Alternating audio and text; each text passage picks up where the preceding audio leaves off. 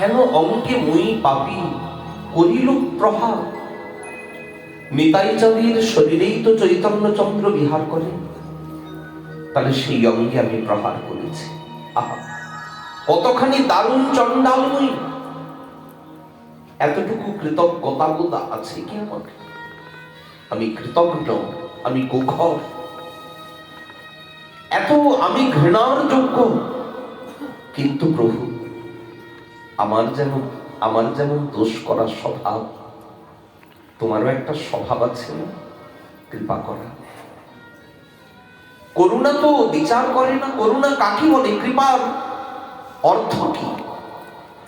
অযোগ্যতাকে যোগ্যতা দানের নামই হচ্ছে কৃপা। অসামর্থ্যকে সামর্থ্য দানের নামই হচ্ছে কৃপা। তো আমি তো অযোগ্য, আমি তো অসামর্থ্য, আমাকে কৃপা করো প্রভু।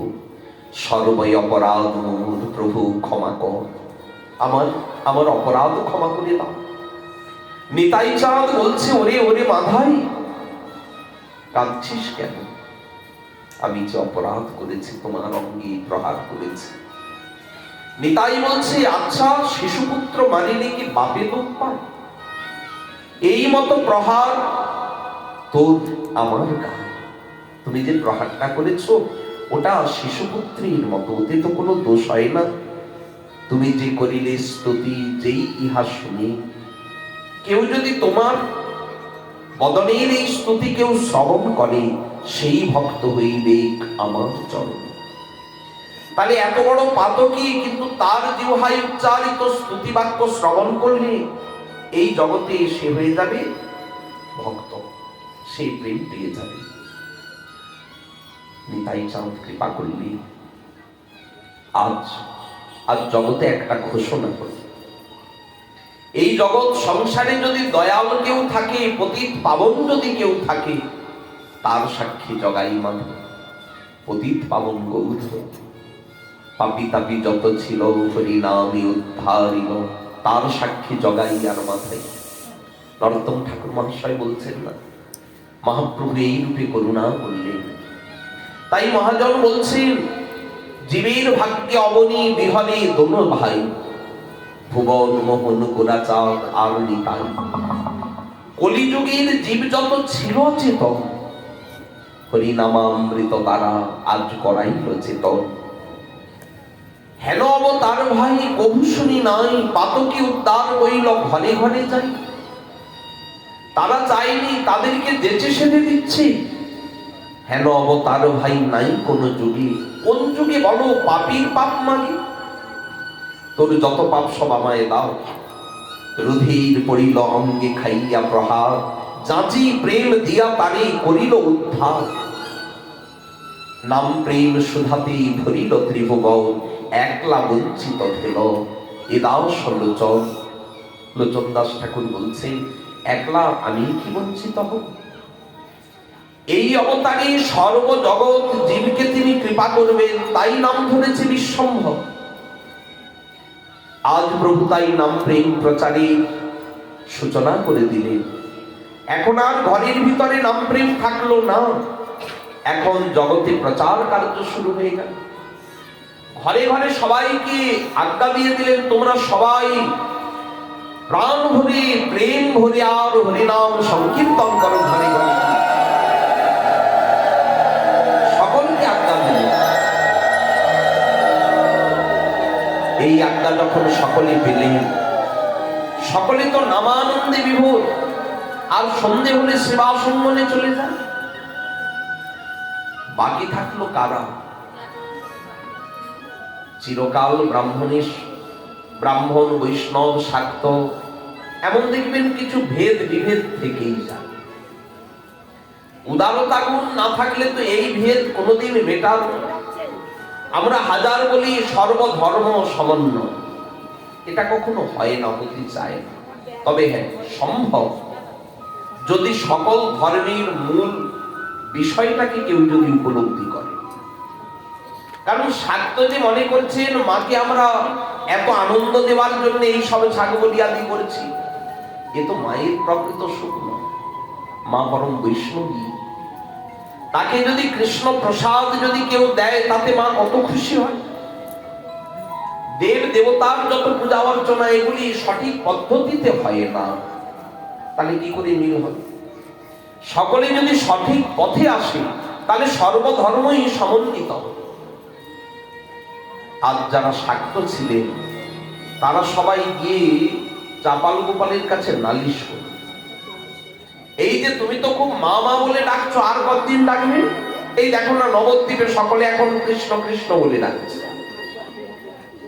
এই কথা শুনে মনে মনে ভাবছে সে কি কাণ্ড, জগাই আর মাধাই তারা নাকি এখন হরিনাম করে নাচছে। বললেন এ হতে দেওয়া যাবে।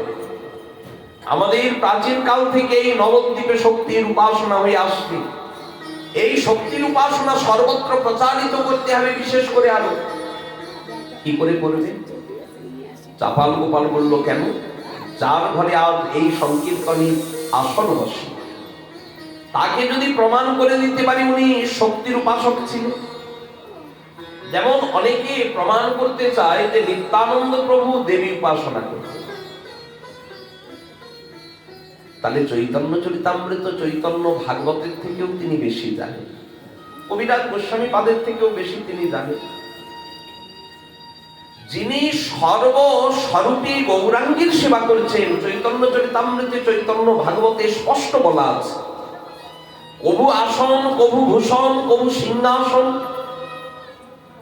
ফুল ধূপ পুষ্প যত যত রূপ ঠাকুর সেবা, সর্বস্বরূপ কার? প্রভু নিতাই চাঁদের না, অনন্ত রূপে করে প্রভুর বিবিধ সেবাও। ফুলটা যে আমরা প্রভুর চরণে দিই, ওই ফুলটা কি? নিতাই ফুল রূপ ধরেছে গৌর চরণের সেবা করবে। তুলসী পত্র চয়ন করে এনে আমরা চন্দন মাখিয়ে দেবে, এই চন্দনটাকে তুলসীকে সর্বরূপ হচ্ছে নিতাই, জগৎ নিতাই। এত যে গৌরাঙ্গের সেবক সব নিত্যানন্দের করুণা থেকেই প্রকাশ, তাহলে এ জগতে সেই নিত্যানন্দ গৌরাঙ্গের সেবা ভিন্ন অন্য কিছু করার সময় কোথায়? যাই হোক, মহাপ্রভু এই রূপে লীলা করছে, সকলকে আজ্ঞা দিয়ে দিয়েছে তোমরা কৃষ্ণ নাম করো। চাপাল গোপাল বললেন, এই যে শ্রীবাস পণ্ডিত কৃষ্ণকে নিয়ে গৌরাঙ্গকে নিয়ে এত দেই দেই করে নাচছে, আমি প্রমাণ করে দেব শ্রীবাস পণ্ডিত মায়ের পূজা করে। জগতে প্রচার হয়ে যাবে, শ্রীবাস যখন নিজেই গৌরাঙ্গকে পেয়ে মায়ের পূজা করে, তাহলে আমাদেরও করতে হবে। আপনারা যেমন বলেন, আচ্ছা বৈষ্ণব যদি দেবীর পূজা করে তাহলে আমরা করলে কি দোষ? দেখুন, দেবী পূজা বৈষ্ণব মতে কিন্তু আমাদের করা হয় না, না বুঝিব দেবী, এটা হচ্ছে অনন্য ভক্তির কথা। অবশ্য অন্য ভক্তির ক্ষেত্রে কেউ কিছু করতে পারে, কারণ কিছু অভীষ্ট ইচ্ছা আছে, কিছু পাওয়ার বাসনা থাকলে তিনি করতে পারে। কিন্তু যদি কেউ অনন্য ভক্তির আচরণ করেন, তার কিন্তু এগুলির প্রয়োজন নেই। ভাগবত বলেছে, যথা তরল হল নিষেঞ্চলের তৃতীয়ন্তি তৎস্কন্দ পুজো উপশাখা প্রাণুক হারাচ্ছ যথেন্দ্রিয়ানাং সর্বারোহণম উচ্চতিজ্জা। গাছের গোড়ায় জল দিলে আলাদা করে জল দিতে হয় না। যারা করছেন তার মানে তারা ভুল করছেন নয়, তারা অনন্য ভক্তির সাথে অন্য কিছু চায়। অনন্য ভক্তির লক্ষণ এই নববিধা ভক্তি অঙ্গে তারা যাজন করবে, এটাই আমাদের আচার্য পাদগণের অভিমত। তাই ঠাকুর মহাশয় বললেন, ঋষিকে গোবিন্দ সেবা। এক জায়গায় মন দিয়ে দিয়েছি, মনটাকে তো বিভিন্ন জায়গায় দেওয়ার মতো সামর্থ্য নাই। এক জায়গা থেকে মনটা অন্ত হয়ে গিয়েছে, একান্ত রূপে, একই অন্ত, একের পরে আর দুই নাই। তাহলে একান্ত রূপে গোবিন্দকে ভজনাদিনী করছে, তিনি দেবদেবতার পূজা করবেন কি করে? তাহলে কি দেবদেবতাকে অবজ্ঞা করবেন? বললেন কেন করবেন? কোথাও যদি দেবদেবতার পূজা হয়, কেউ শাক্ত আছেন তিনি পূজা করছেন, আপনি বৈষ্ণব জ্ঞানে তার কাছ থেকে কৃষ্ণ ভক্তি বর চেয়ে নেবেন। বর চেয়ে নেওয়া, তাকে প্রণাম করা আর পুজো করা দুই কিন্তু এক নয়। বৈষ্ণব মতে সর্বদেব দেবতাকে সম্মান দেওয়ার বিধান আছে, মহাপ্রভু নিজে দিয়েছে। যেখানে গিয়েছেন সেখানেই তিনি দেব দেবতা সকলকে প্রণাম করেছে। তাই বলে এই নয় মহাপ্রভু তাদেরকে পূজা করতে গিয়েছেন, এমন প্রমাণ কিন্তু কোথাও নেই। এটা শুদ্ধ ভক্তির ক্ষেত্রে বলা হচ্ছে। তো এই জগৎ সংসারী চাপাল গোপাল ভাবলো শ্রীবাসকে যদি শাক্ত বানিয়ে দেয়, প্রচার করতে সুবিধে হবে। এই দেখো শ্রীবাস পণ্ডিত নিজে নিজে তিনি দেবীর পূজা করছেন। ওই রাত্রি ছাগের মুন্ড মদের ভাণ্ড রক্ত চন্দন জবা ফুল যেগুলি দিয়ে দেবীর পূজা দিয়ে হয়, এগুলি সব রেখে উনি চলে গেলেন। দরজাটা বন্ধ ছিল, রাত।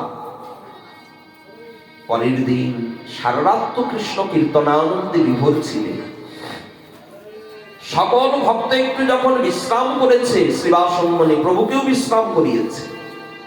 শ্রীবাস পণ্ডিত দ্বারটা খুলে একটু জল ছড়া দেবেন। এই দ্বারটা খোলা মাত্র দেখছে এই দৃশ্য, অমিথ্য কুমিথ্য রাখা সব। শ্রীবাস পণ্ডিত নিজের কপালে আঘাত করে বলছে, দেখো দেখো নদিয়ার যত সজ্জন, প্রতি রাত্রে আমি করি ভবানীর পুজো। এটা কিন্তু তার আক্ষেপের কথা। এই পূজা যদি দোষের না হতো তাহলে আক্ষেপের তো প্রশ্ন ছিল না। আক্ষেপ করছেন কেন?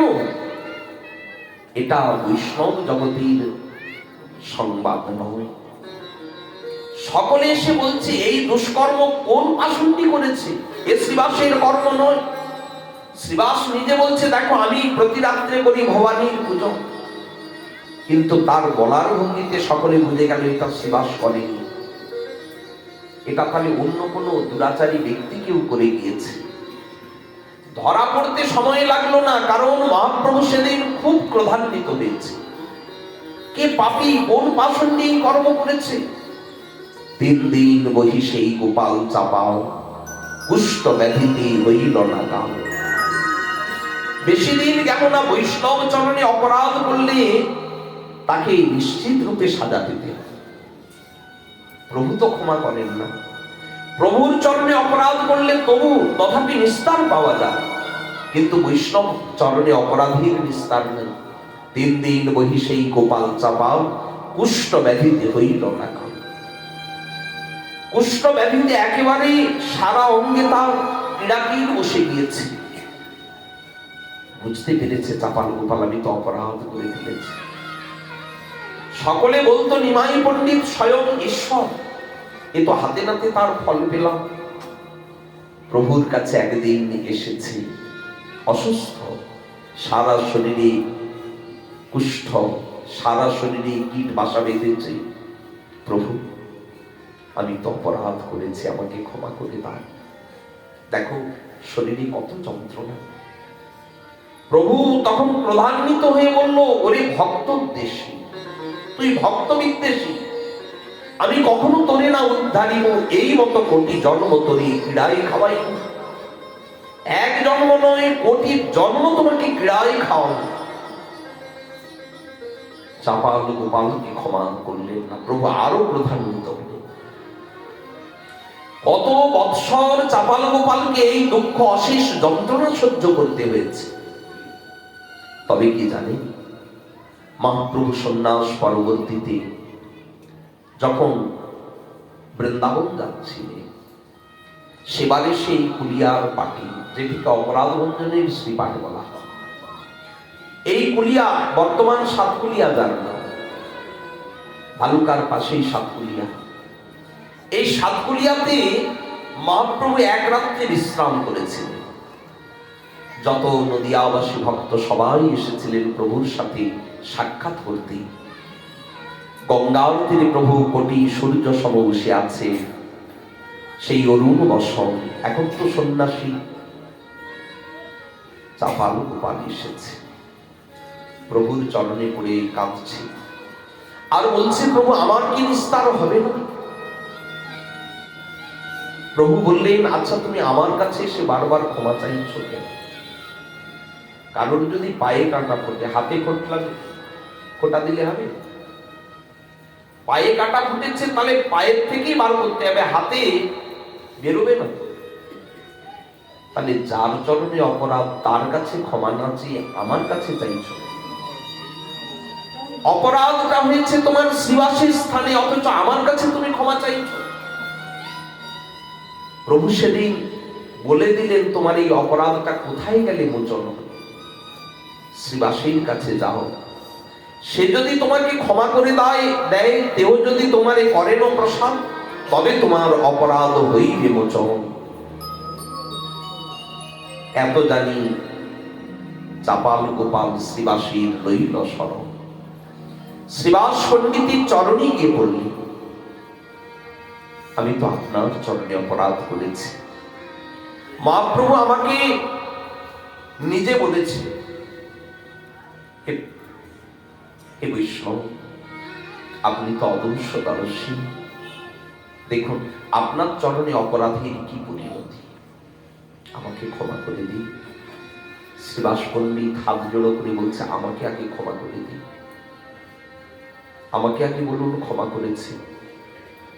চাপাল গোপাল বলছে, আপনি কেন ক্ষমা চাইছেন? আপনার তো কোনো দোষ নাই, আপনি তো কোনো অপরাধ করেননি, আপনি কেন ক্ষমা চাইছেন? ক্ষমা চাওয়া উচিত আমার, আপনি দয়া করুন। শ্রীবাস পণ্ডিত বললেন, না, আমারও বড় অপরাধ হয়েছে আপনার চরণে, আমার কারণেই তো আপনার এত দুঃখ, আমার জন্য আপনি এত কষ্ট পেয়েছেন, আমাকে ক্ষমা করে দিন। চাপাল গোপাল ভাবছে, বৈষ্ণবের মহিমাটা কি? যার চরণে এত অপরাধ করেছি তার কত ক্রোধ থাকা উচিত আমার প্রতি, উল্টে তিনি ক্ষমা চাইছেন। জগতে বৈষ্ণবের মতো দয়াল আর তো কেউ হয় না। আমি যতদিন বেঁচে থাকব, আমি বৈষ্ণবের বন্দনা গাইতে থাকব। বৃন্দাবনবাসী যত বৈষ্ণবীর গণ, প্রথমে বন্দনা করি সবার চরণ।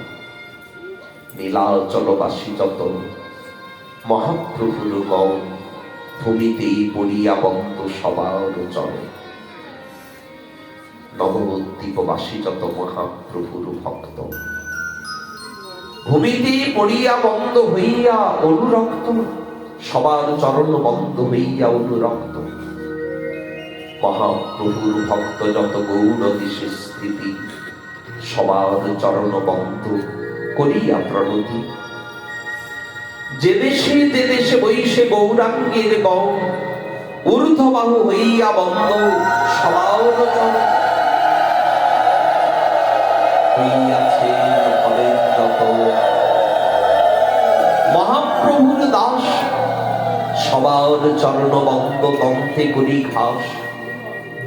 ব্রহ্মাণ্ড তালিতে শক্তি ধরে জনে জনে, এ বেদ পুরাণে গুণ গায়ে যে বাসন।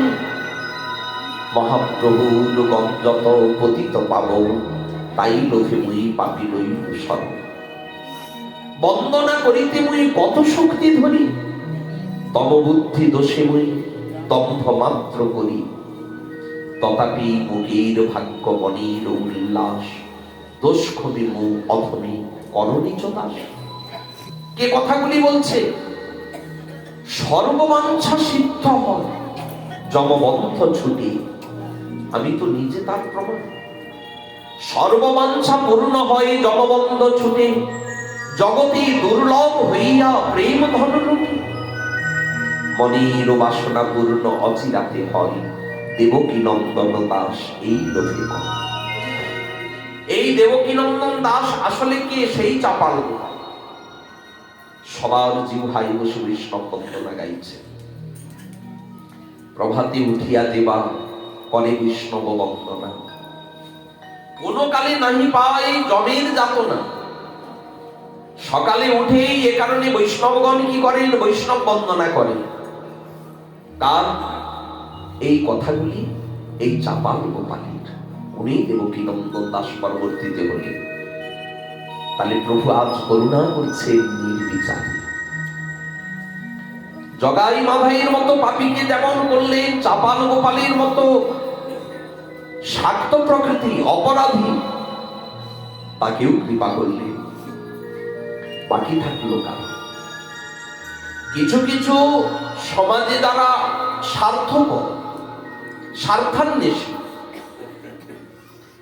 তারা কিন্তু সমাজকে শোষণ করতে চায়। আমি যা বলবো তাতে যেন সবাই চলে, আমার ইচ্ছা অনুসারে যেন সব সমাজ যেন পরিচালিত হয়। এমনই ছিল তৎকালীন ব্রাহ্মণ্য সমাজ। ভাবতে পারেন, ছোট ছোট বালিকাগুলি বিধবা হয়ে গেলে তাদেরকে আগুনে তুলে দিতে। শুধু তাই নয়, এই সংসারে যত রকমের ভজনের নামে আমরা পাপাচার দেখি, সর্বকিছুর বিধানকর্তা আসলে তারা। এখন তো আর কেউ মানছে না। কেন? এখন হরিনাম করলে সবাই মনে করছে আমরা পবিত্র হয়ে যাচ্ছি। এখন আর জাতপাতির বিচার নাই, কে ব্রাহ্মণ কে তেলি বিচার আছে। চন্ডালকে কোলাকুলি করছে ব্রাহ্মণে চন্ডালি, করে কোলাকুলি, কবে বাঁচছিল এ মতো রঙ্গ। এরা তখন কি করলেন? বিধর্মী কাজীর পাশে গেলেন, কাজীর কাছে গিয়ে নালিশ করছেন, আচ্ছা কাজী, আমরা যে রাত্রে ঘুমোতে পারি না, সারা রাত্র এই শ্রীবাস পণ্ডিতের ঘরে, সকল ঘরে ঘরে এখন হরিনাম হচ্ছে, আপনি একটা ব্যবস্থা কিছু করুন। দেখুন, ব্রাহ্মণ হয়ে আজ কাদের কাছে গিয়েছেন? জগমের কাছে। আপনি আমাদের জন্য কিছু করুন। জগন কাজী মনে মনে ভাবছে, হায় রে বিধাতা, আমি বিধর্মী বলে যেতে ইচ্ছা থাকলেও সাহস পায় না। ইচ্ছে তো করে গৌর হরির কাছে গিয়ে আমিও নামে ভাসি, প্রেমে ভাসি, যেতে পারি। আচ্ছা প্রভু, তুমি আমাকে বিধর্মী করে পাঠালে কেন?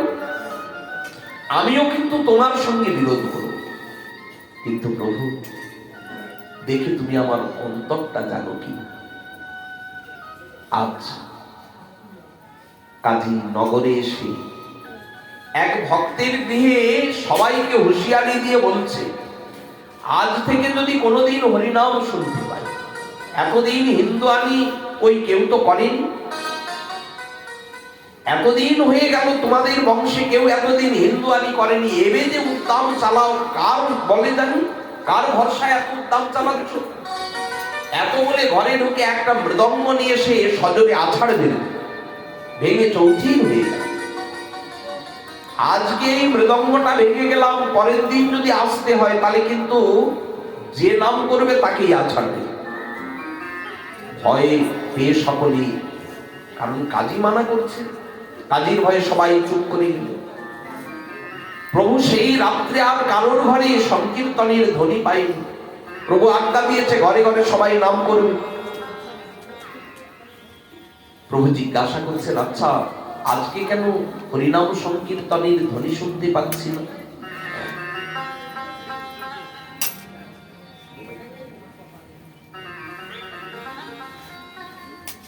কারোর ঘরে কেন সংকীর্তনের ধ্বনি শুনতে পাচ্ছি না?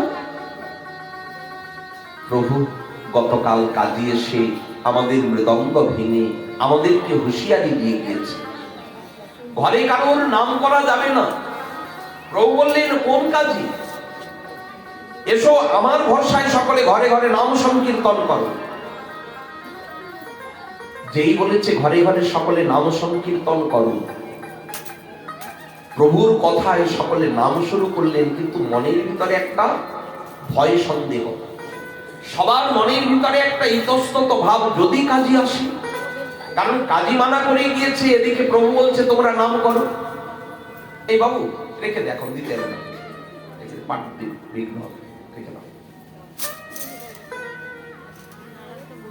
যার কিছু দেওয়ার ইচ্ছা থাকবে শেষে দিয়ে দেবে, কারণ পাঠের মাঝখানে গেলে একটা পাঠের বিঘ্ন হবে। তো এখন সকল নগরবাসী তারা নাম করছে, কিন্তু স্বতঃস্ফূর্ত নাম করতে পারছে। সকলের অন্তরের ভয়ে জেনে প্রভু পরের দিন এসে বলছে, নগরবাসী, আচ্ছা কাজীর জন্য সকলে ভয় পাচ্ছ তো? কাজী কি বলেছে বল? কাজী বলেছে ঘরে নাম করা চলবে, আমরা ঘরে নাম করবো না, আজকে নগর মণ্ডল করো। এতদিন তো প্রভু নিজেকে গোপন রাখতেন, এমন প্রকাশ্য রাস্তায় উনি নৃত্য কোনোদিন করেন, হরিনাম করি।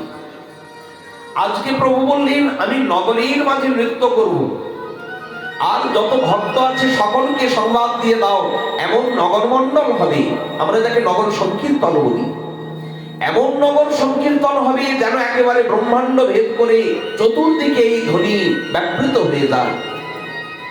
প্রভুর এই কথা শুনে সকলে উদ্যম পেয়ে গেল, সকল ভক্ত এসে দলে দলে যোগ দিতে লাগলো, বিশাল মশাল জ্বালা হলো। আর সকল ভক্ত যখন চলেছে, সর্বগ্রে হরিদাস ঠাকুর নৃত্য করেছে, প্রভু আজ্ঞা দিয়েছে মহানন্দে নৃত্য করো, কীর্তন শুরু হলো। আর নিত্যানন্দ প্রভু মহাপ্রভুর সঙ্গে পশ্চাতে পশ্চাতে চলেছে, এমন সংকীর্তনের ধ্বনি। আর যত বৈষ্ণব তারাও তো মনে মনে একটা ক্ষোভ ছিল, কাজী আমাদেরকে সংকীর্তন করতে দেয়নি। ওরা কি করছে, পথে বেরিয়ে বলছে, এই কাজী কোথায়, কাজীকে মার। যারা যারা সংকীর্তনে বাধা দিয়েছিল সব ধরে এনে মুণ্ডচ্ছেদন করে। রাগে সকলে বলছে, যারা যারা বিরোধিতা করেছিল না, ওরা চিন্তা করছে সর্বনাশ, আজ তো আমাদের বিপদ।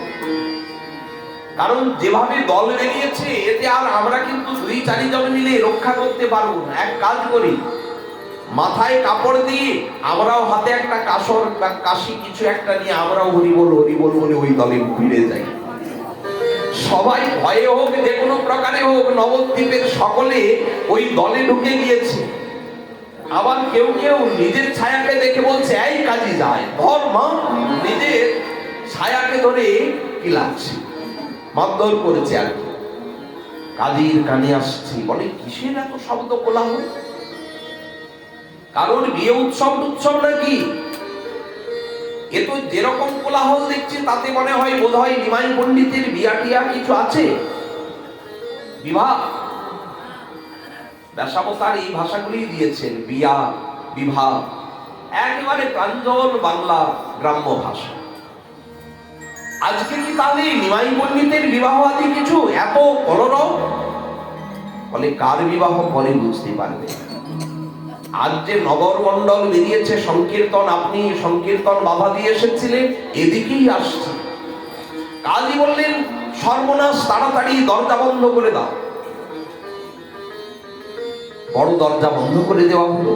কাজী একা একা ভেতরে ঠকঠক করে কাঁপছে। আর প্রভু মহা আনন্দে সংকীর্তন ধ্বনি করতে করতে কাজীর ঘরে এসে উপস্থিত। সকল ভক্ত তো একেবারে ক্রোধে মত্ত, আমাদের সংকীর্তনে বাধা। কাজীর যত ফুলের বাগানাদি ছিল সব ভেঙে তছনছ করে দিয়েছে।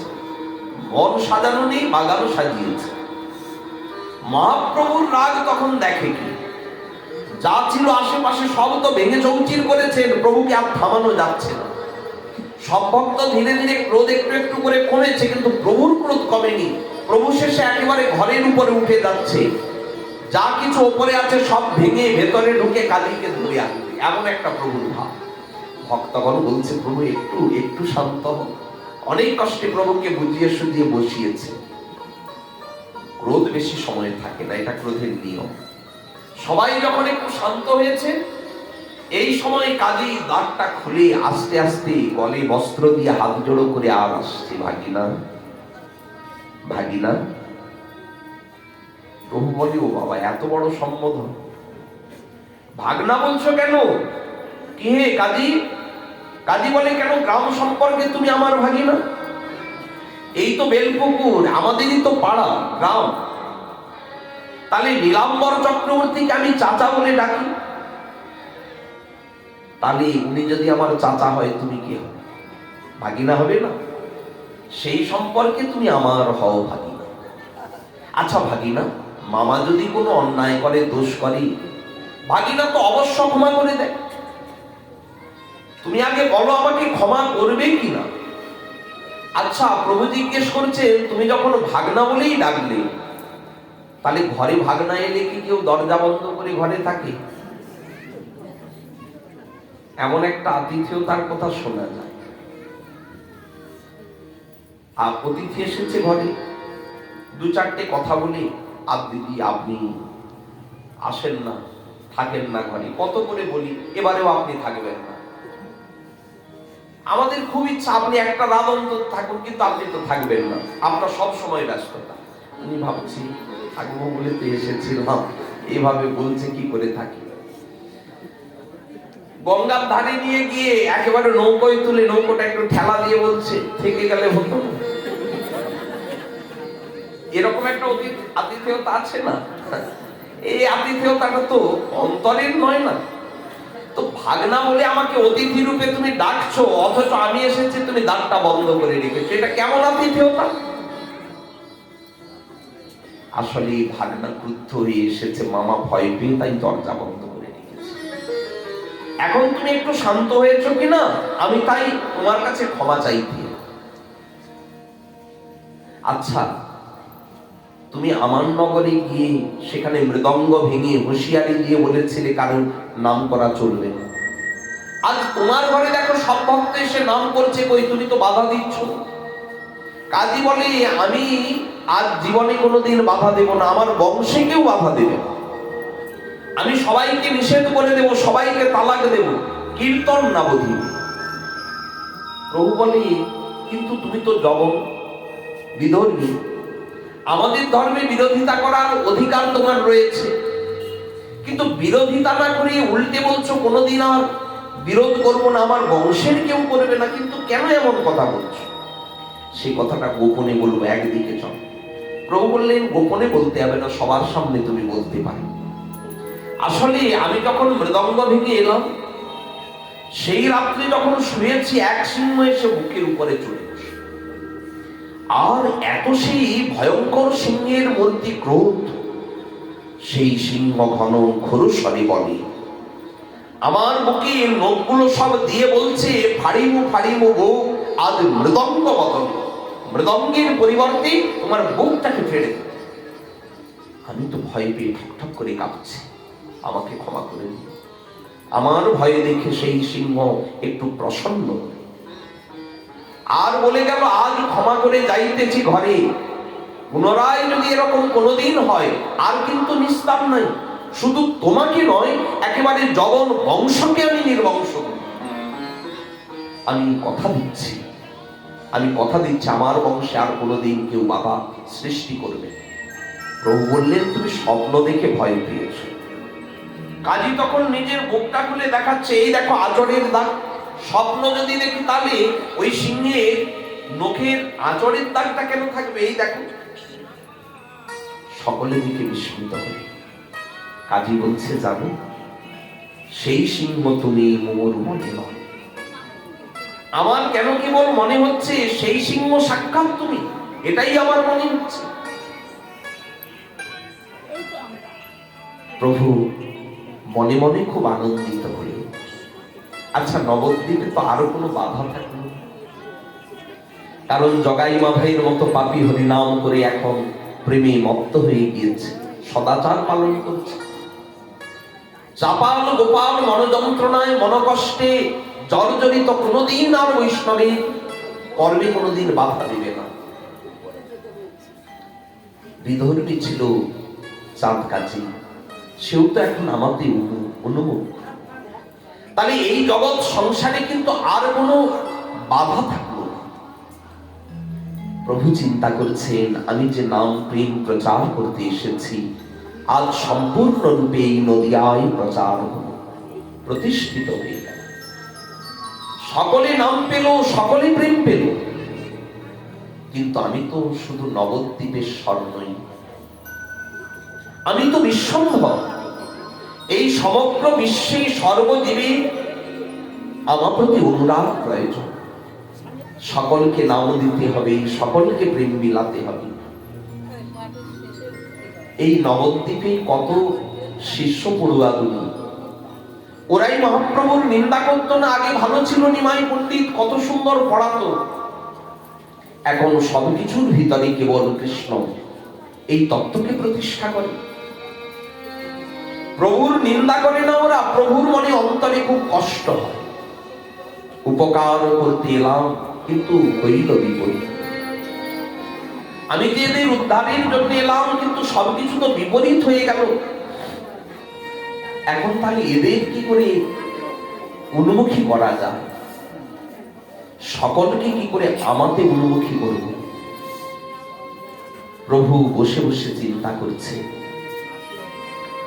আমি যে এদের চিকিৎসা করতে এলাম কিন্তু এখন আমাকেই দোষ দিচ্ছে।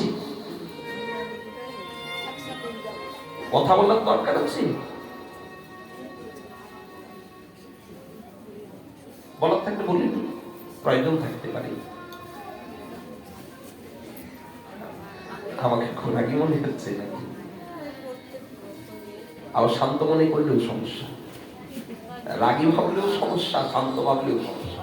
না, কথা বলার থাকলে কথা বলি, কিন্তু পাঠ চলাকালীন আর কথা বলা যাবে না। যার যার বলার আছে সবাই বলি। আরেকটা কথা, সামনের থেকে কারোর যদি ওঠার প্রয়োজন হয় এখন একটু উঠে দাঁড়িয়ে চলে যান, কারণ 7:45 আগে কারোর কিন্তু এখান থেকে ওঠা যাবে না। 7:45 পর্যন্ত, 8টায় যেহেতু ট্রেন আছে, 7:45 পাঠের বিশ্রাম হবে, কিন্তু 7:45 পর্যন্ত একজনেরও মুখে যদি কথা শোনা হয় তাহলে কিন্তু আঙুল দেখিয়ে বলে দেবো এই আপনি কথা বলবেন না, সকলের কাছে অপদস্থ হবে। অতএব সকলকে একটু স্থির হয়ে বুঝতে হবে। যারা যারা 7:45 আগে উঠতে চান তারা একটু এক পাশে চলে যান, কারণ পাঠের মাঝখানে উঠলে একটু বিঘ্ন হয়। আর একটা কথা বলে রাখি, আগামীকাল থেকে যারা যারা তার গৃহে প্রয়োজন থাকতে পারে, যারা আগে যাবেন তারা একটা সাইডে বসবেন, তাহলে কি হয়, তাদের উঠে গেলে পাঠের মধ্যে বিঘ্ন হয় না। কারণ পাঠের মাঝখানে যদি কেউ উঠে যায় তাহলে পাঠের মধ্যে একটু বিঘ্ন হয়, অসুবিধে হয়। যাই হোক, তো এখন মহাপ্রভু চিন্তা করছেন, আমি তো এদের মঙ্গল সাধনের জন্য এসেছি, কিন্তু এ তো সব বিপরীত হয়ে গেল, এরা এখন আমার নিন্দা করছে। বিশেষ করে যত মায়াবাদী, কর্মনিষ্ঠ, কুতার্কিক, আর যত অধম পড়ুয়া, যত যত সন্ন্যাসীরা পর্যন্ত মহাপ্রভুর নিন্দা করছে। কেন? সন্ন্যাসীকে দেই দেই করে নাচবে না? দেখলেন না কাশীপুরে সকলে কেমন প্রভুর নিন্দা করেছে? সার্বভৌম ভট্টাচার্য তিনিও মনে মনে ভেবেছিলেন সন্ন্যাসী তো ঠিক ঠিক আচার আচরণ পালন করে না বোধহয়, মহাপ্রভুর সন্ন্যাসটা যথার্থ হয়নি তারা মনে করতেন। তাই যত মায়াবাদী, কর্মনিষ্ঠ, কুতার্কিক, যত অধম পড়ুয়ার গণ, সেই সব মহাদক্ষ ভাইয়া পলাইল, তা সবারই প্রেম বন্যা ছুঁইতে নাগিল।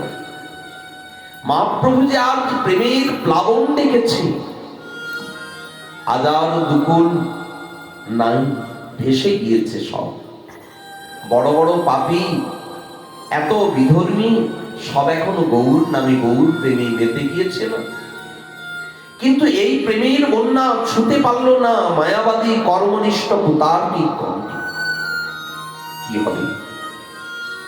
যত অধ্যাপকিয়া তার শিষ্যগণ, ধর্মী কর্মী তপনিষ্ঠ, নিন্দুক দুর্জন, এই সব মোর নিন্দা অপরাধ হইতে, আমি না লইলে ভক্তি না পারি লইতে, নিস্তারিতে আইলাম আমি, হইল বিপরীত। এসব দুর্জনের হইছে হইবে কি? এদের কি করে মঙ্গল হবে? একটাই উপায়, কোন প্রকারে যদি এদেরকে প্রণাম করাতে পারতাম। আমাকে প্রণতি করে হয় পাপ ক্ষয়। এদের পাপটা ক্ষয় হবে কি করে? যদি আমাকে প্রণাম করে। মাথায় যে বোঝা আছে, কাউকে যদি প্রণাম করেন বোঝাটা তো পড়ে যাবে তার চরণে, তাহলে ওদের পাপ আমার চরণে পড়ে যাবে, আমি নিয়ে নেব। এসব জীবের অবশ্য করিব উদ্ধার। এসব জীবকে আমি উদ্ধার করব। কি করি? আমি যদি সন্ন্যাস অঙ্গীকার করি, এরা সন্ন্যাসী বুদ্ধি আমাকে তো প্রণাম করবে। কারণ সমাজে, জগতে কি ব্রাহ্মণ, কি ক্ষত্রিয়, কি বৈশ্য, কি শূদ্র, কি ব্রহ্মচারী, কি গার্হস্থী গৃহস্থ, কি বানপ্রস্থী, সকলে সন্ন্যাস আশ্রমকে শ্রদ্ধা করে। সন্ন্যাস আশ্রমকে ধরা হয় সর্বোপরি। ঈশ্বর বুদ্ধিতে আমায় প্রণাম করবে না, সন্ন্যাসী বুদ্ধিতে অন্তত প্রণামটা করো। তথাপি খণ্ডিবে শোক পাইবে নিষ্কৃতি, এরা নিস্তার দিয়ে যাবে, এদের দুঃখটা খণ্ডন হয়ে যাবে। কিন্তু আমি সন্ন্যাস নেব কি করে? আমার জননী বড় হতভাগী, পতিহারা, পুত্রহারা, সবে এক ধন নীলমণি আমি। আচ্ছা, জগতই বা বলবে কি? এমন অনাথিনী জননীকে ছেড়ে যদি কেউ চলে যায়, তাহলে জগৎ কি বলবে? আরেকটা কথা, এই নবদ্বীপে শ্রীবাসের ঘরে আমি যে সংকীর্তন করি, দেখুন সে কিন্তু কারোর সাথে আর সম্পর্ক রাখেনি। তার আত্মীয় স্বজন যারা আমার প্রতি অনুরক্ত তাদেরকে ভালোবাসে। শাশুড়িকে পর্যন্ত উনি ঘরে আসতে দিতে চায় না। কেন? গৌরকে ভালোবাসে না। এতখানি গৌর অনুরাগ। আমার জন্য সর্বক্ষণ দ্বার খোলা। তাহলে আমি যদি নবদ্বীপ ছেড়ে চলে যাই, শ্রীবাস বাঁচবে কি করে? হরিদাস জবন ঘর থেকে এসে সর্বস্ব আমাকেই তো শুভেছে। আমার মুরারি, আমার মুকুন্দ। আচ্ছা, আমার যে সেবা করে ঈশান, আমি যদি না থাকি এরা প্রাণী বাঁচবে তো?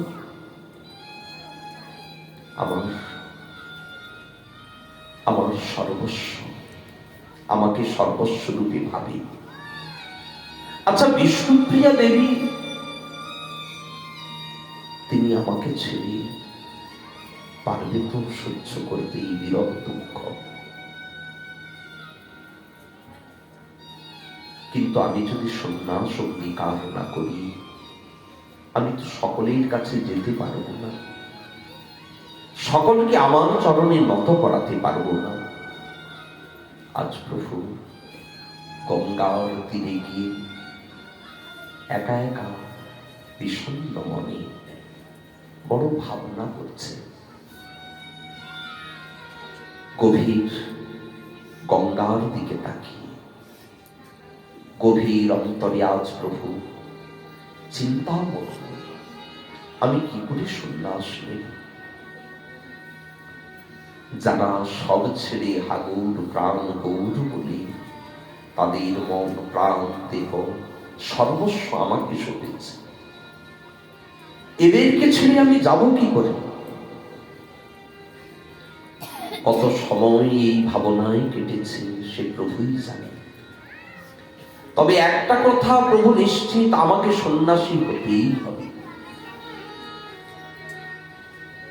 আরো একটা যে কারণ, একটা যেমন জগৎ উদ্ধার, আরেকটা কারণ আমি যে কার্যের জন্য এসেছি, রাধা প্রেমার সাধন, গম্ভীরায় জগন্নাথের সমীপে, এটা স্বাভাবিক উদ্দীপন হবে। স্বরূপ রামানন্দের সঙ্গে আমার যে আস্বাদন, ওটাই নবদ্বীপে হবে না। ওটার জন্য চাই নির্জন স্থান। গৌড়দেশবাসীর ভালোবাসা জগতে আর কোথাও নাই। গৌরাঙ্গকে বিশ্বই ভালোবাসে, আজও ভালোবাসে। কিন্তু ভালো করে যদি লক্ষ্য করা হয়, তাহলে গৌড় দেশের ভক্তের যে গৌরাঙ্গের প্রতি ভালোবাসা, এর তুলনা জগতে কারোর সাথে হয় না। হ্যাঁ গো, গৌর ভক্ত তারা তো মনে করে আমাদের শয়নে গৌর, স্বপনে গৌর, আমাদের গৌর নয়ন তারা, জীবনে গৌর, মরণে গৌর। ও গো, গৌর গলার হারা, শুন কহ না গৌর কথা। গৌর নাম মিয়া থাম, প্রীতি মূলতি গাথা, শুন কহ না গৌর কথা। গৌর বিহনে মোরা নাবাচি পরাণী, আমরা গৌর করেছি সার। গৌর বলিতে জীবন যাও, কিছু না চাহিয়ে আর তো কিচ্ছু চাই না। আমাদের গৌর নামে জীবনটা চলে যাক, আমরা যেন প্রাণ ভরে হাগৌর, প্রাণ গৌর বলে রাখতে পারি, আর কিচ্ছু চাই না। গৌর বলিতে জন্ম যাও, কিছু না চাহিয়া আর কিচ্ছু চাই না। এই গৌর ভক্ত, তাদের ছেড়ে প্রভু যাবেন কি? প্রভু একটা কথাই চিন্তা করলে, আমাকে পাওয়াটা যথার্থ পাওয়া নয়, ঠাকুরজিকে পাওয়াটাই পাওয়া নয়। তাহলে কোন পাওয়াটা পাওয়া? পুতনার পাওয়াটা তো পাওয়া নয়, চানুর মুষ্টিকির পাওয়াটা কি পাওয়া না? এ জগতে গৌরকে পেয়ে যদি নয়নে অশ্রু প্রবাহ ধারা না বয়, মহাপ্রভুকে পেয়ে সর্ব অঙ্গ যদি পুলকিত না হয়, তাহলে পাওয়াটা কেমন পাওয়া হবে?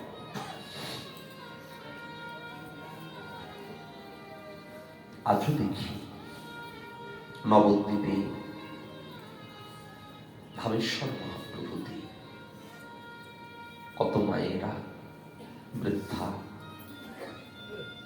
মায়েরা এসে যখন প্রভুকে দেখে, নয়ন জলে ভাসে তারা। আমরাও তো দেখি, ওই আমাদের তো সেই নয়নের ধারা আসে, তাদের কেন আসে? আসলে তারা গৌরকে যে রূপে ভালোবাসে, এ রূপে আমরা যে বাঁচতে পারি না। শিখতে হবে নদিয়াবাসীর কাছে।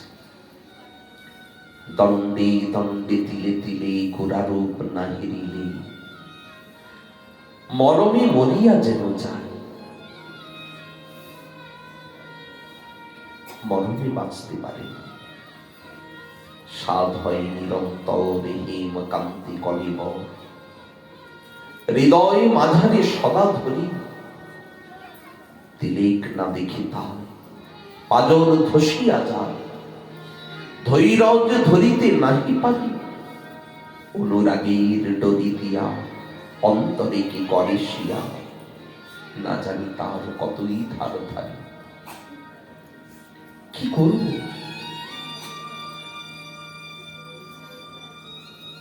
কোন বধূ ঘরে বসে চিন্তা করছে, করবোটা কি? আমি যে একটু গৌর দেখতে যাব, কতজন গঞ্জনা দেন, কতজন কত কথা বলে। আমি কি সুরধুনীর তীরে গিয়ে কুল ভাসিয়ে দেব? সুরধুনীর তীরে যাইয়া কুল দিব ভাসাইয়া, অনল জালিয়া দিব লাজে, হামনারি কুলবালা গৌরাঙ্গ কলঙ্কের মালা, সদাই করিতে সাপ জানে। গৌরকে যদি মালা করে পড়তাম, যেমন বৈষ্ণব তার মালাকে কখনো ছাড়ে না, বৈষ্ণব তুলসীর মালা কখনো কণ্ঠের থেকে ছাড়ে, একটা মুহূর্ত তারা ছাড়ে না। একই রকম গৌরকে যদি কণ্ঠের মালা করতে পারতাম, সবাই বলিতে সাপ জাগে। এহেন গৌর ভক্ত, তারা যদি হাগৌর প্রাণ গৌর বলে কাঁদে, সেটাই তো যথার্থ পাওয়া, প্রেমে পাওয়া। দেহে পাওয়াটা পাওয়া নয়, প্রেমে পাওয়াটা পাওয়া। গৌর ভক্ত হা গৌর বলে কাঁদো। নদিয়াবাসীর মতো আমার প্রিয় আর কেউ নাই, আর নদিয়াবাসীর মতো প্রিয় এ জগৎ সংসারে কেউ নাই। নদিয়াবাসী হা গৌর বলে কাঁদো। প্রভু চিন্তা করলেন আমাকে সন্ন্যাস নিতে হবে। বিকেল হয়ে গিয়েছে, প্রভু বসে আছেন ওই গঙ্গার তীরে, ভাবছে এই কথাগুলি। সারাদিন খুঁজি আর পাই না। ঈশান খুঁজতে খুঁজতে হঠাৎ দেখলো গঙ্গার তীরে প্রভু বসে। ঠাকুর, ও ঠাকুর, কি চিন্তা করছো ওখানে বসে? তাড়াতাড়ি প্রভু নয়নের জলটা মুছে নিলে। ঈশানের ডাকটা শুনে ঈশান যদি বুঝতে পেরে যায়। ঈশান বলল, সামনে এসে তোমার চোখটা কেন টকটকে লাল? কাঁদছিলে? প্রভু বলে, আরে না, কখন থেকে একটা কি যেন চোখে পড়েছে, দেখ। আচ্ছা, চোখে যদি পড়ে কিছু, একটা চোখ লাল হবে, দুই চোখ লাল কেন? প্রভুকে সে প্রশ্ন করেনি ঈশান। সরল ঈশান ভেবেছে হতেও তো পারে কিছু একটা চোখে পড়েছে। চলো চলো, এখনো মা ঠাকুর কিচ্ছু পায়নি, তাড়াতাড়ি চলো, তোমার জন্য বসে রয়েছে।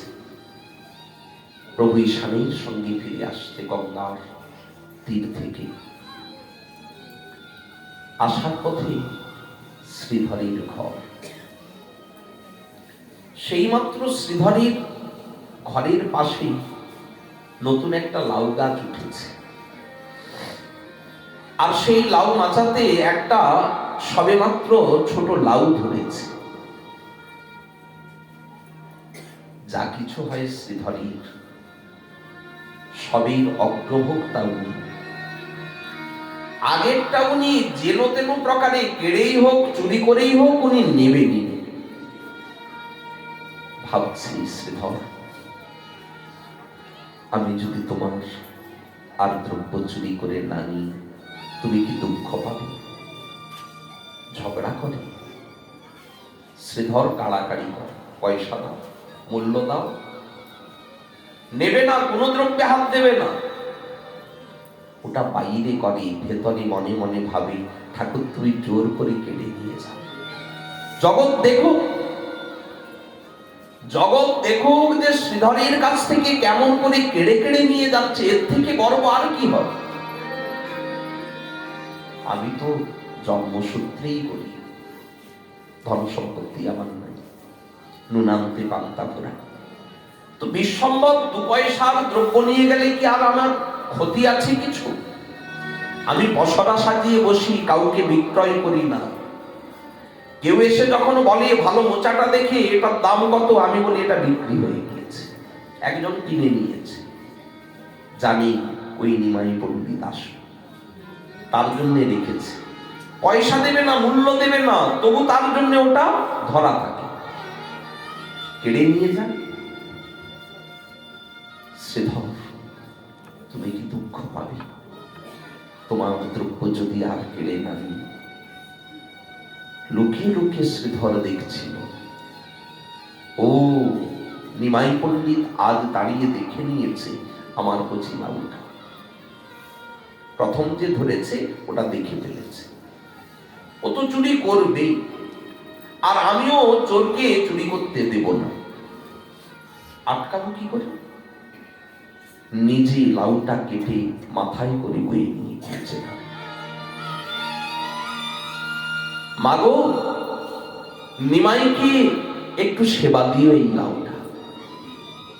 মা লাউয়ের পায়েস করেছে, নিমাই লাউয়ের পায়েস খেতে ভালোবাসে না, নিমাইয়ের জন্য আজ লাউয়ের পায়েস করেছে। দেখে প্রভু জিজ্ঞাসা করেছেন, এই লাউয়ের পায়েস হলো কি করে? মা বললেন, শ্রীধর দিয়ে গিয়েছে। গাছের প্রথম দ্রব্য আমাকেই দিয়ে গেল। আমি ওই যে দাঁড়িয়ে চিন্তা করেছিলাম, এতদিন সকলে জানতো যে ভগবানই অন্তর্যামী, কিন্তু এ কথা বোধ হয় সকলে জানতো না ভগবানেরও অন্তর্যামী আছে। ভক্ত হচ্ছে ভগবানের অন্তর্যামী। ভগবান কি চায়, কিসে তার আনন্দ, সে কি ভালোবাসে, এটা কেউ জানে না, পণ্ডিত জানে না, শাস্ত্র জানে না, কিন্তু ভক্ত অনুভূতিতে জানতে পারে। শ্রীধর তাই লাউটা দিয়ে গিয়েছে, তাই না? বড় মনে পড়ছে শ্রীধরের কথা, মনে পড়ছে নদিয়াবাসী এক এক ভক্তের কথা। আনবো না, ভোজন করছে, মা জিজ্ঞেস করছে কি হয়েছে,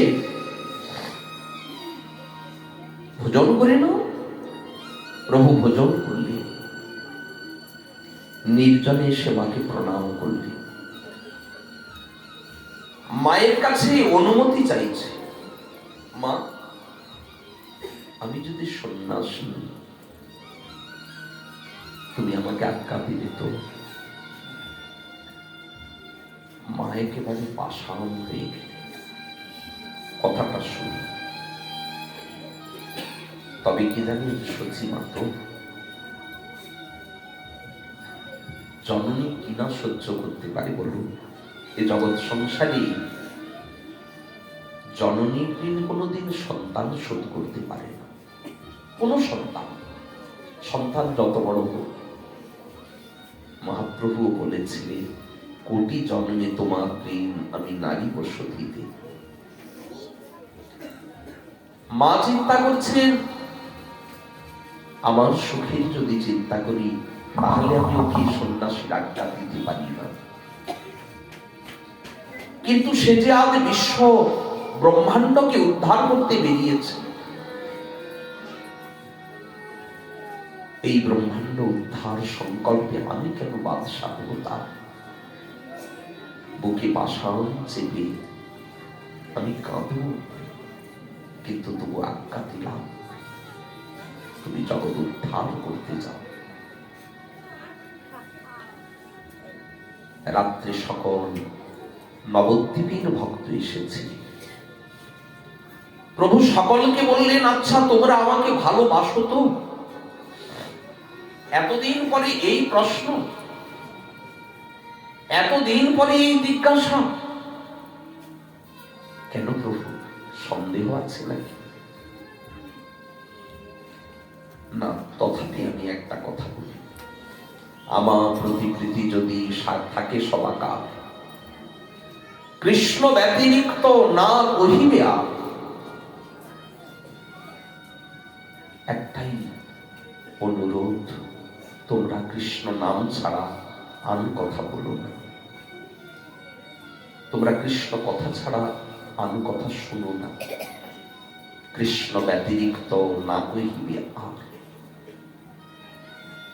প্রভুর এটা নবদ্বীপবাসীর প্রতি সর্বশেষ উপদেশ। সেই রাত্রে প্রভু গৃহত্যাগ করলেন। বিষ্ণুপ্রিয়া দেবী কোনদিন নিদ্রা যাননি। একদিনের জন্য তার নয়নে নিদ্রা আসেনি। আসবে কি করে? প্রতিরূপে পাওয়ার পূর্বে কেবলই চিন্তা করতে, ওই চরণ যদি পেতাম, সেবা করতাম, এই চিন্তনে নিদ্রা আসত। একবার যদি কারো হৃদয়ে গৌর প্রেম জাগে, সে আর ঘুমোতে পারে না, তাকে না পাওয়া পর্যন্ত। হ্যাঁ, পাওয়ার জন্য যার এত আকাঙ্ক্ষা, পাওয়ার পরে কি সেই সেবা না করে সে ঘুমিয়ে পড়তে পারে? সারা রাত্র প্রভুর চরণ সেবা করতে, চরণ দুটি বুকে নিতেন। প্রভু এই চরণ ছাড়া কোনোদিন করিয়ে দিও না, এই চরণ ছাড়া যেন কোনোদিন আমাকে হতে না হয়। চরণ বুকে নিয়ে কাঁদতে। সারা রাত্রে। আজ না জানি কোন এক শক্তি প্রভাবী কিংবা প্রভুর ইচ্ছা, বিষ্ণু প্রিয়া দেবী চরণ সেবা করতে করতে চরণে লুটিয়ে পড়েছে। প্রভু উঠে দেখলে প্রিয়া ঘুমোচ্ছে। ভাবছে যে চরণ ধরে আছে তাকে চরণ ছাড়া করিয়ে দেব। প্রিয়, বড় অন্যায় কাজ হবে, তোমাকে ছেড়ে যাব। তবে দেখো, আমাকে তো জগৎ উদ্ধার কার্য করতে হবে, তুমি তো আমার শক্তি। আমার এই চরণ পাদুকাটাই আমার প্রতিভূ। আমি চরণ পাদুকা তোমায় দিয়ে গেলাম সেবার নিমিত্ত, কিন্তু আমি চললাম। গৃহ থেকে বেরিয়ে সোজা গঙ্গার তীরে চলেছেন প্রভু। প্রভু যখন গঙ্গার তীরে চলেছে নির্জন, আজ নবদ্বীপে একটা পশু পক্ষী কীট পতঙ্গ কেউ জেগে নাই। ভগবত ইচ্ছায় সবাই নিদ্রিত। মহাপ্রভু গঙ্গার ঘাটে গিয়েছে, নাও চেয়ে পারে, পেরোবে কি করে? এতটা বড় চওড়া গঙ্গা পার হতে হবে, তো ওপারে যেতে হবে। এপার থেকে তাই ডাকছে, মাঝি ভাই, ও মাঝি ভাই। কারণ সাড়া আসছে না। ওপার থেকে প্রতিধ্বনি আসছে বারবার। প্রভু যে ডাকছেন মাঝি ভাই, প্রতিধ্বনি বলছে নাই। ও মাঝি ভাই, নাই। কেন বলছে? তুমি অনন্ত ব্রহ্মাণ্ডের জীবকে হরি নামের তরণীতে পার করিয়ে দিচ্ছ। তোমার মতো জগতে কাণ্ডারি কি আছে যে তোমাকে পার করবে? এমন কাণ্ডারি, এমন নাবিক, এমন মাঝি ভাই কেউ নাই। তাই প্রভু যখন ডাকছে মাঝি ভাই, প্রতিধ্বনি বলছে নাই। সেদিন প্রভু গঙ্গার বুকে ঝাঁপ দিয়ে সাঁতার কেটে চলে গেলে সকল নদিয়াবাসীর একটা দুঃস্বপ্নে স্বপ্ন ঘুমটা ভাঙল। সকল নদিয়াবাসী হাগৌর প্রাণ গৌর, হা গৌর প্রাণ গৌর বলে তারা ছুটছে পাগল হয়ে। তারা সকলে পাগল হয়ে ছুটছে। কোথায় গেল আমাদের নবদ্বীপেশ্বর? একবার দেখা দাও। আজ প্রভুর সংবাদ নাই। ঘরে এসে জানলে প্রভু গৃহ ত্যাগ করে চলে গিয়েছে। প্রভুকে আমরা যেতে দেব না। তাড়াতাড়ি প্রভুকে এক্ষুনি কোথায় আছে প্রভু ধরে তাকে আমরা ফিরিয়ে আনবো। তোমার যাওয়া হবে না। পেলে তো সারা নবদ্বীপ তন্ন তন্ন করে খুঁজলেন, কোথাও নাই। কাঁদে শ্রীবাস, কাঁদে হরিবাস, মুরারি মুকুন্দ বক্রেশ্বর, তারা নয়ন মুদে কাঁদছে। কি দেখবো এই নবদ্বীপে? গৌর শূন্য নবদ্বীপে দেখবোটা কি? সকলের নয়নটা পড়ল এই গঙ্গার ঘাটে। কাঁচা মাটির উপরে প্রভুর দীঘল চরণের ছাপটা তখনও আঁকা। সব ভক্তের একটা মনে দুঃখ হলো, গঙ্গে তোর কি একটু দয়া নাই? আচ্ছা, আমরা তো ঘুমিয়ে পড়েছিলাম, আমরা বুঝতে পারিনি প্রভু আমাদের ছেড়ে চলে যাচ্ছে, কিন্তু তোমার বুকের উপর দিয়ে তো গৌর বেরিয়ে গিয়েছে। তুমি কি পারতে না আমাদের নবদ্বীপের স্বরকে নবদ্বীপে আটকে রাখতে? ছেড়ে দিলে গঙ্গে, তোর কি একটু দয়া নাই? এত নির্দয়া। সেই থেকে এই ঘাটের নামই হয়ে গেল নির্দয়া। তোর দয়া নাই। পরবর্তীকালে তাকেই সকলে ডাকে নির্দয়া বলে, নির্দয়া। সেখান থেকে নিদয়ার ঘাট, যে ঘাট পেরিয়ে গিয়েছে প্রভু। মহাপ্রভু যখন কাঞ্চননগরে পৌঁছলেন, সেখানে ছিলেন কেশব ভারতী।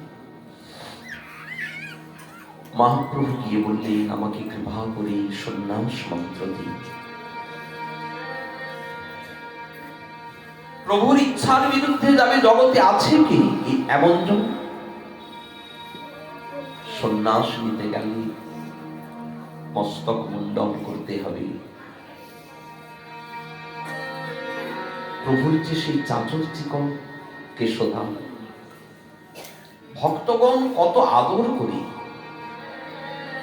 চাপা ফুলের মালায় ছুটাখানি সাজিয়ে দিত।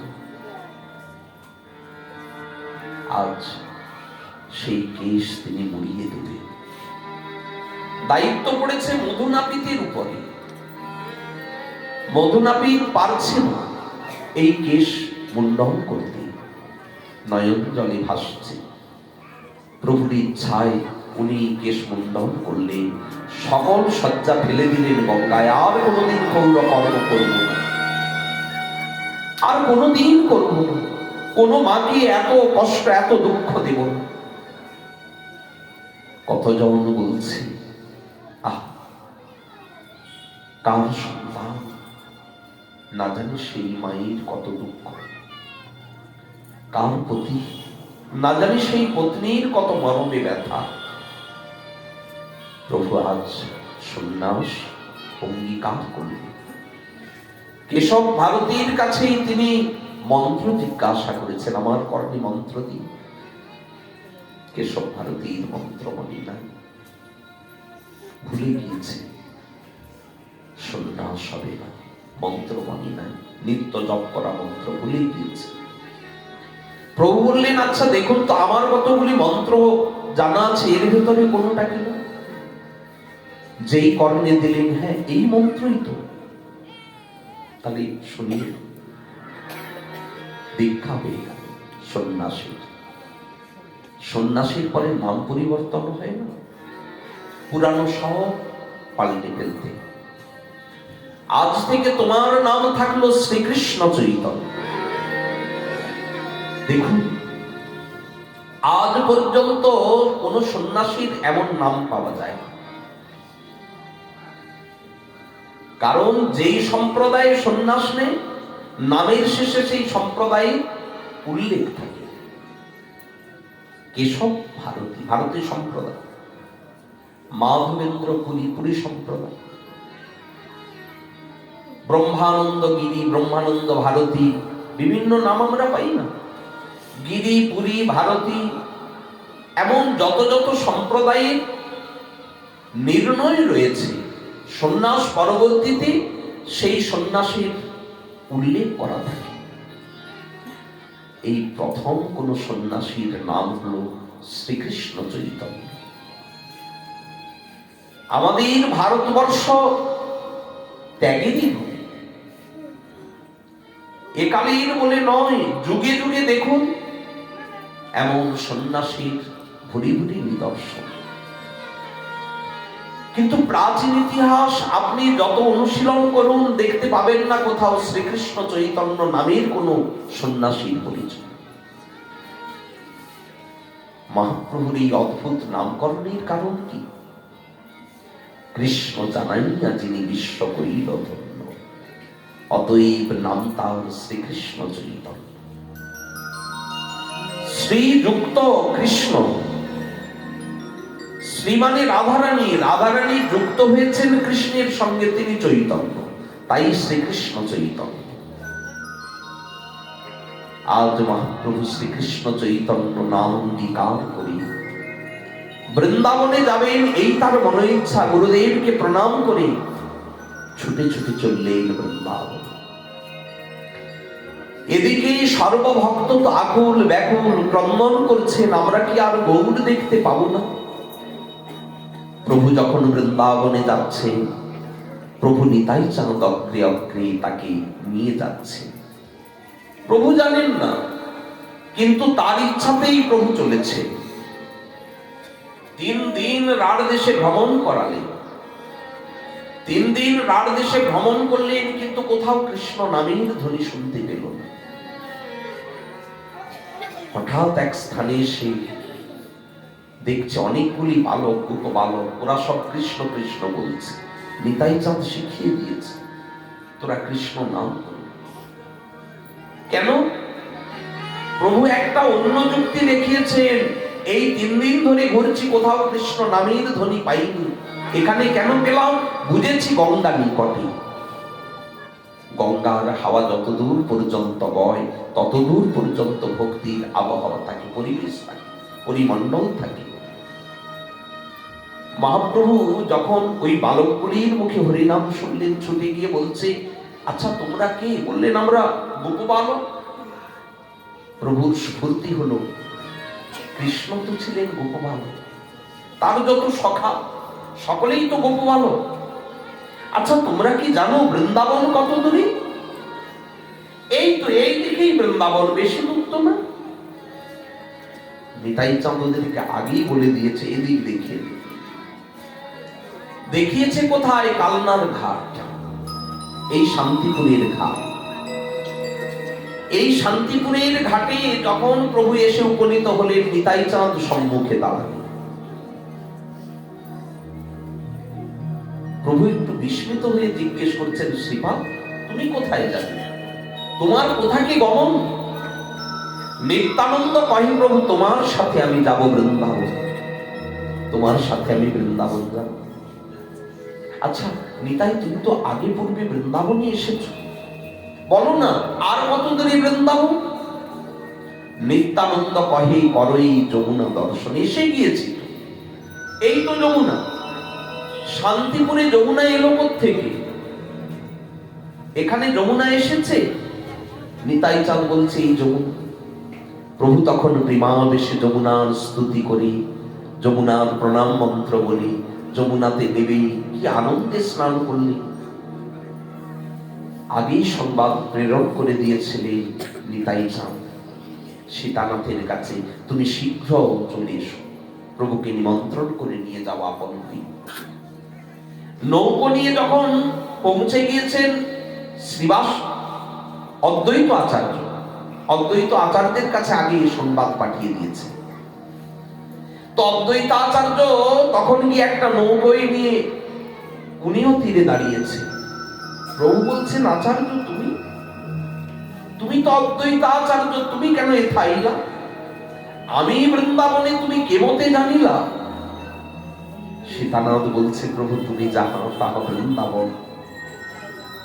প্রভু তুমি যেখানে সেটাই তো বৃন্দাবন। মোর ভাগ্যে গঙ্গা তীরে আজ তোমার আগমন। কথা বলছেন কেন?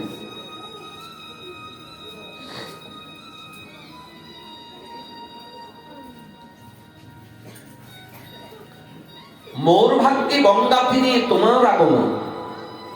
আমার আজ ভাগ্য, তাই তুমি গঙ্গার তীরে এসেছো।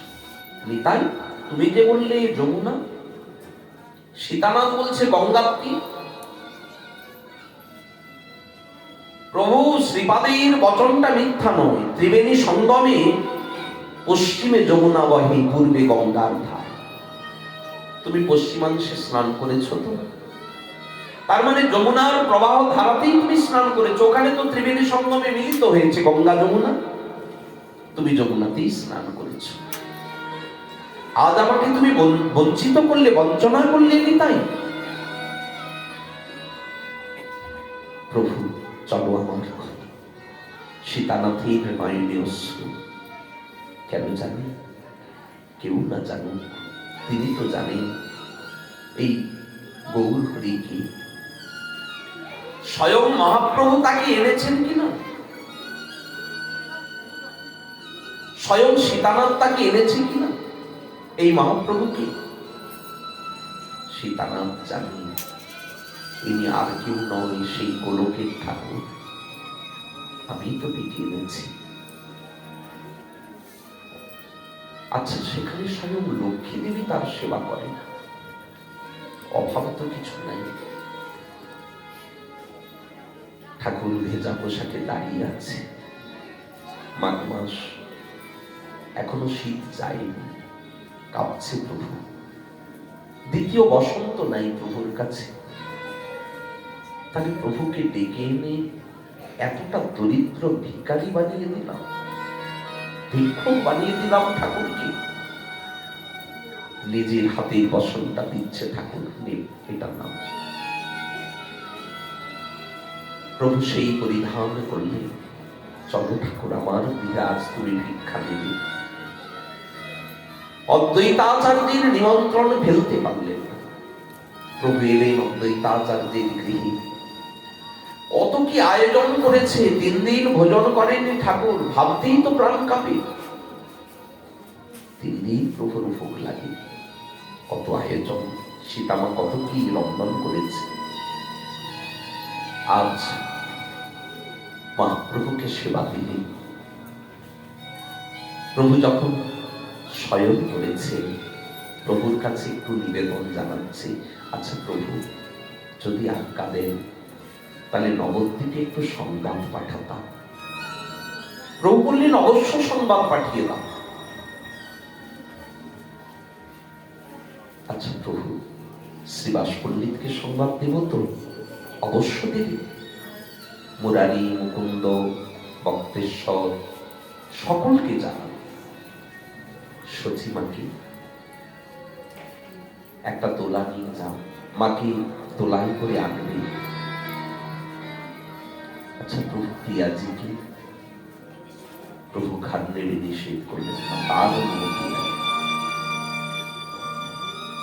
সকলের অনুমতি আছে, একমাত্র প্রিয়াজির অনুমতি নাই। এত নিষ্ঠুর, এত নির্দয়। প্রভু তুমি একবার দেখা দিলে কি আপত্তি? আসলে তা নয়, তিনি তো নিত্যই বিহার করছেন তারই সাথে। প্রিয়াজি মনে মনে চাইতে, আমি যদি একান্ত রূপে গৌরীকে পেতাম। প্রভু তো সবার সাথেই সর্বক্ষণ থাকেন, আমি পাই কতটুকু সেবাদি করি।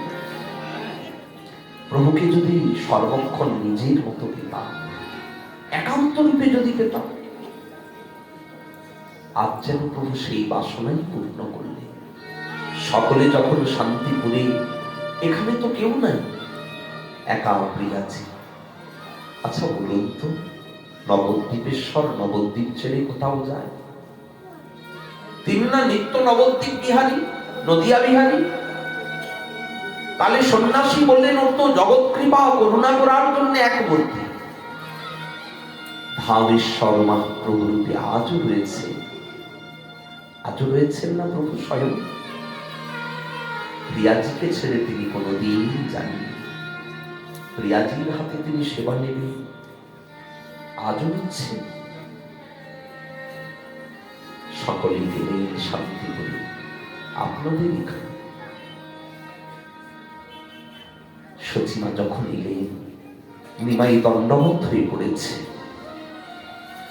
মাগো, আমি জানি কিংবা না জানি করিনু সন্ন্যাস, কিন্তু তোমার হইতে কহু আমি নারী ও উদাস।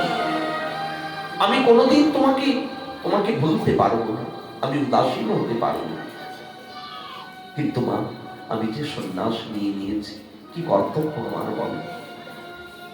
নিমাই, তুমি যদি ঘরে থাকো তবে তো আমার সুখ। কিন্তু লোকে অপবাদ দেবে, সেও মোর দুঃখ। সন্ন্যাস নিয়ে ঘরে রয়েছে, লোকে কথা বলবে না। তার থেকে এই ভালো, বিশ্বরূপের মতো নিষ্ঠুর হইও না, তুমি নীলাচলে থাকো। কারণ নীলাচলে অনেকে রথ দেখতে যায়, জগন্নাথ দর্শনে যায়, নীলাচলের ভক্ত অনেকে গঙ্গা স্নানে আসে। অন্তত সংবাদটা তো পাবে। বিশ্বরূপ যে গৃহত্যাগ করে গেল, আত্মতার সংবাদ পাই না, তোমার অন্তত সংবাদটা তো পাবো। তবে দিন 10 অন্ততেই শান্তি করে থাকো। আমি একটু তোমার সেবা দেব, দিন 10 তোমাকে তো দেখতে পাবো। প্রভু মায়ের আজ্ঞায় 10 দিন থেকে গেলেন শান্তিপুরে। এরপরে প্রভু নীলাচলে যাত্রা করবে। আপনারা শান্তিপুরবাসী, আপনাদের জন্যই গৌরীকে পাওয়া, ফিরে পাওয়া আপনাদেরই কাছে। তাই আপনাদের গৌর আপনাদেরই থাকুক আজ শান্তিপুরে। শ্রীকৃষ্ণ চৈতন্য মূরতি আমাদের প্রাণীর গৌর হরি থাকুক এই শান্তিপুরে। আগামীকাল ক্ষীরচোরা গোপীনাথ, সাক্ষী গোপাল, সার্বভৌম উদ্ধার লীলা, এগুলি আমরা আস্বাদন করব। মহাপ্রভুর যদি কৃপা হয়। আজকে আমরা এখানেই রাখলাম শ্রী প্রসঙ্গের শুভ বিশ্রাম।